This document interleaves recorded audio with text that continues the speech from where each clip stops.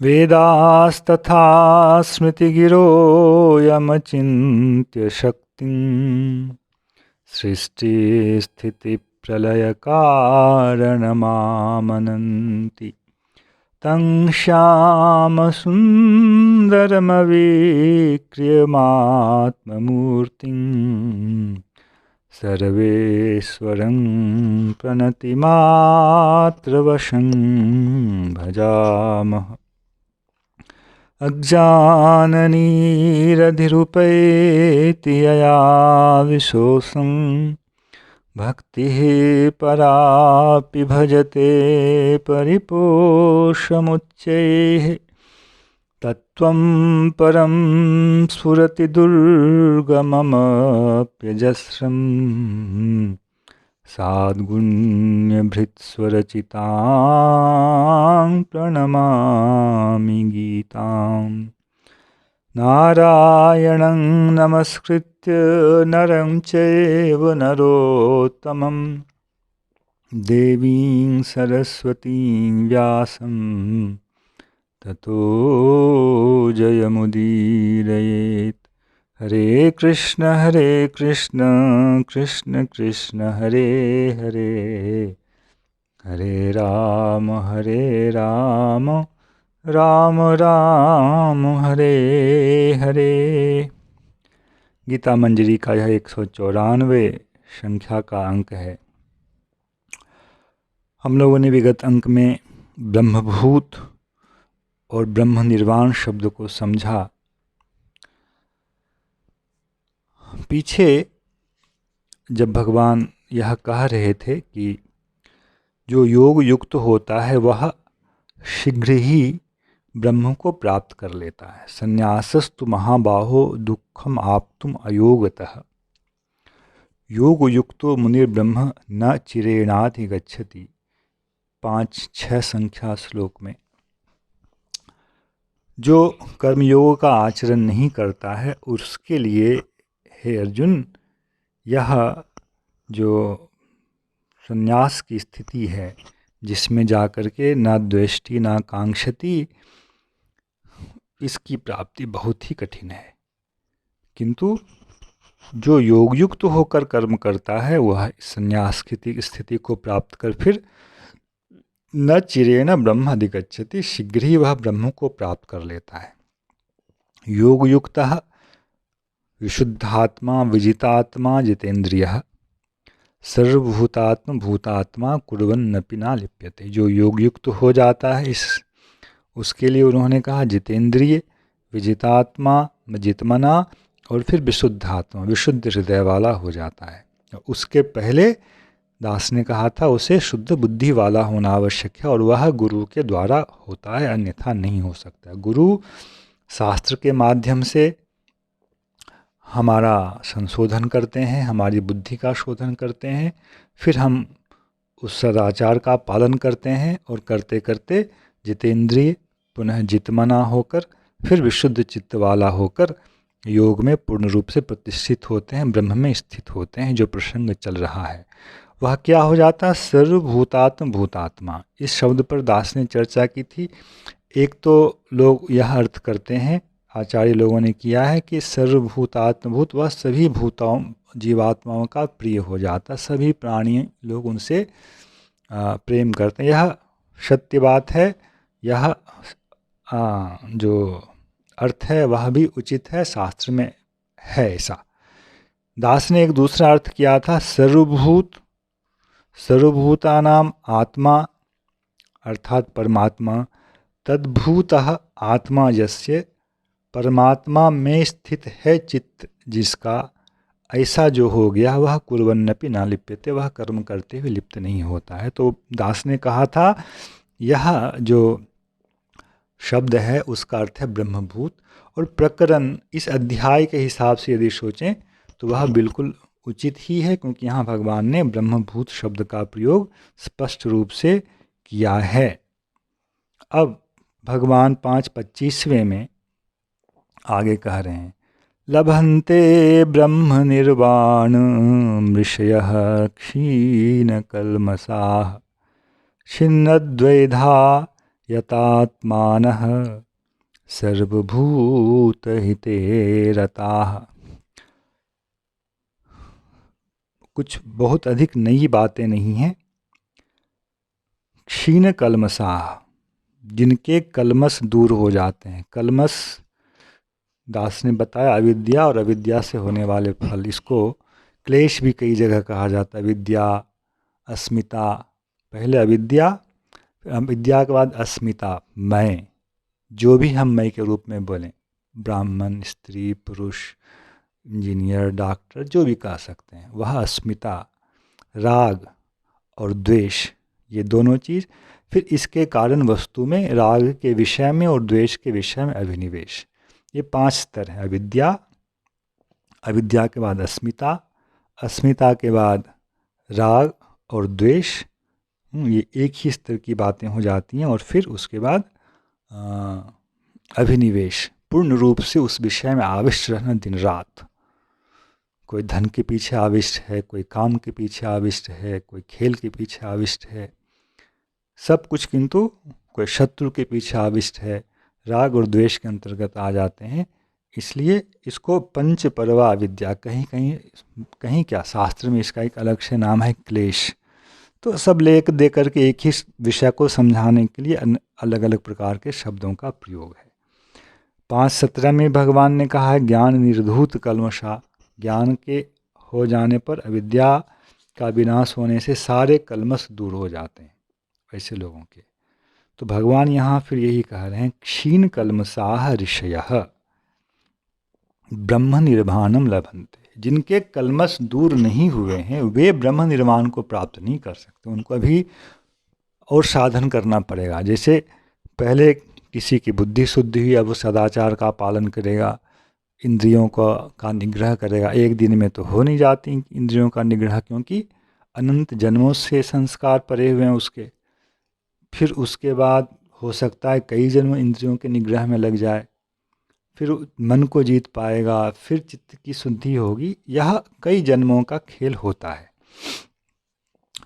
3 अध्याय के अंत में भगवान ने इस विषय को अर्जुन से कहा है, इंद्रियाणि पराण्याहुः इंद्रियेभ्यः परं मनः मनसस्तु परा बुद्धिर्यो बुद्धेः परतस्तु सः एवं बुद्धेः परं बुद्ध्वा संस्तभ्यात्मानमात्मना जहि शत्रुं महाबाहो कामरूपम दुराशदम्।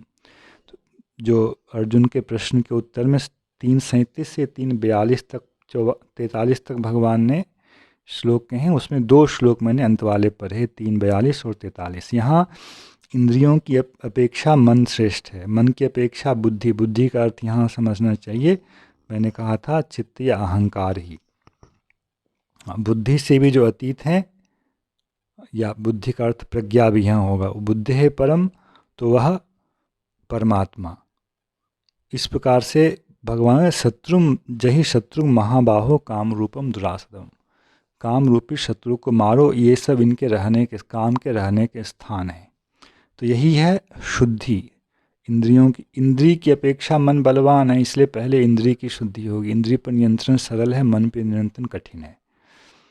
तो वह क्रम वहाँ भगवान ने बताया है। उसी को यहाँ भी 5वें अध्याय में भी 5:7 में भगवान ने रिपीट किया, योग युक्त विशुद्धात्मा विजितात्मा जितेंद्रिय।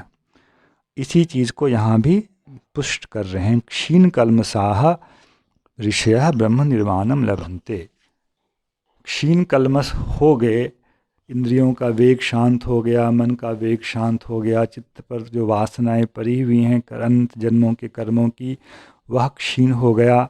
ये समय क्षीण कल्मष होना। अविद्या खत्म हो गई, उसका प्रभाव नहीं रहा। ऐसे लोग ब्रह्म निर्वाण को प्राप्त करते हैं।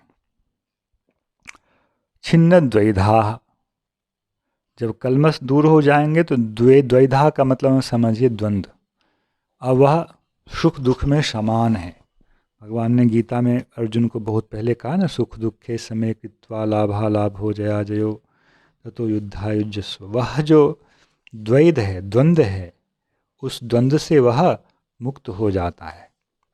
द्वंद्व से मुक्त होना आवश्यक है, उसके बिना ब्रह्म की प्राप्ति नहीं होती है। शम दुख सुखम धीरम सोमृतत्वाय कल्पते, गीता 2:15 में भगवान ने आरंभ में ही यह विषय कहा है। तो यह जितने भी प्रकार के द्वंद्व हैं, राग द्वेष भी द्वंद्व ही है, उससे वह मुक्त हो जाता है। पर इसके लिए क्या करना पड़ेगा? दो चीज़ भगवान बोल रहे हैं, यथात्मानः सर्वभूत हिते रताः। एक तो सभी प्राणियों के लिए हमारे हृदय में हित की भावना हो, हम उनके सुहृद बनकर रहें। सर्वभूत हिते रताः, सभी जीवों के कल्याण के लिए हम रत रहें, प्रथम। और साथ साथ यथात्मानः, इसी के अंतर्गत जितेंद्रिय और विजितात्मा जो दो शब्द कहे गए हैं, यथासंभव अपनी ओर से हमेशा इंद्रियों का और मन का संयम करके चलना चाहिए। और इसीलिए आश्रम की व्यवस्था है हमारे यहाँ। हर व्यक्ति एक समान नहीं होते, तो ब्रह्मचर्य आश्रम के बाद गृहस्थ में जाए। धर्म ने इसलिए इस प्रकार की मर्यादाओं को बनाया है जिसके लिए वह अधर्म ना हो।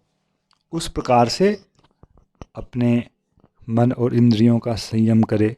भगवान ने चौथे अध्याय में कर्ममय यज्ञ या द्रव्यमय यज्ञ का वर्णन करते समय विभिन्न प्रकार के यज्ञों का वर्णन किया था, जिसमें उन्होंने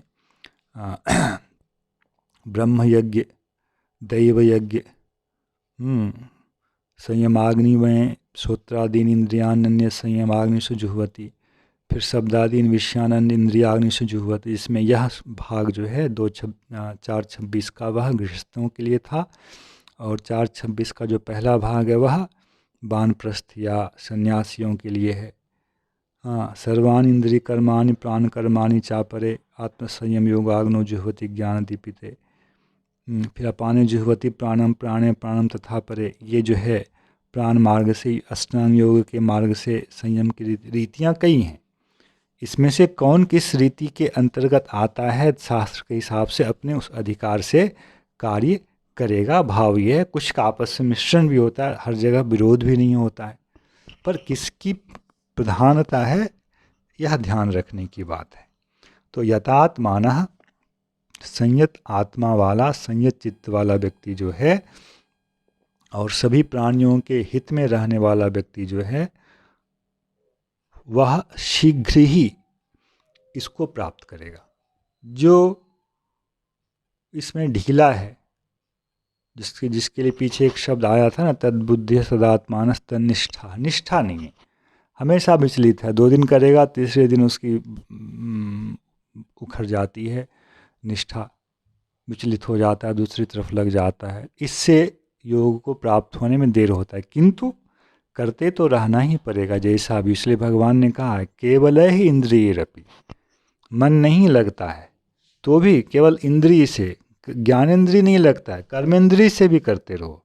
बुद्धि के द्वारा कर्मेंद्रिय तो कर ही सकता है, इसलिए केवल ये इंद्रिय रपि योगिनः कर्म कुर्वन्ति, कायेन मनसा बुद्ध्या केवल इंद्रियरपि योगिनः कर्म कुर्वन्ति संगम त्यक्त्वात्मशुद्धये।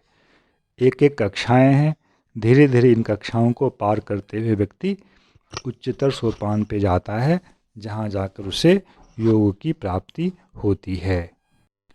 इस प्रकार सभी भूतों के हित में रहते हुए चित्त, इंद्रिय, मन इत्यादि का संयम करते हुए अभ्यास करते करते करते करते जब सारे दोष दूर हो जाएंगे तो ब्रह्म निर्वाण की प्राप्ति हो जाएगी, ब्रह्म में गति की प्राप्ति हो जाएगी, संसार में गति की प्राप्ति नहीं होगी। आगे भगवान 5:26 में कह रहे हैं, काम क्रोध वियुक्तानां यतीनां यत चेतसाम् अभितो ब्रह्म निर्वाणं वर्तते विदितात्मनाम्। इस प्रकार साधन करते करते यतीनाम, जो यति मतलब संयति, जो इंद्रियों को, मन को संयमित कर रहा है वह है यति। और यत चेतसाम, चित्त भी जिसका संयत हो गया और काम क्रोध से वियुक्त हो गया, यही कल्मश हैं। यह संकेत है, अविद्या के जितने भी फल हैं इससे वह मुक्त हो गया। ऐसे व्यक्ति के लिए विदितात्मनाम, आत्मा विदित हो जाता है। आत्मा और परमात्मा और अभितः ब्रह्म निर्वाणम वर्तते। अभितः मतलब होता है सब और उसके लिए ब्रह्म निर्वाण विद्यमान है। इसका भाव यह है कि अब उसे ब्रह्म निर्वाण के लिए कोई विलंब नहीं है, आगामी जन्म नहीं है। यहाँ तक यदि पहुँच गया, काम क्रोध से मुक्त हो गया, द्वंद्व से मुक्त हो गया, चित्त जो है विशुद्ध हो गया और आत्मा का अनुभव कर लिया, तो जीवन आगे का जीवन जन्म चक्र जो है वह समाप्त। ब्रह्म निर्माण उसके लिए उसी जन्म में अब प्राप्त हो जाएगा। जय श्री कृष्ण। हरे कृष्ण कृष्ण कृष्ण हरे हरे, हरे राम राम राम हरे हरे।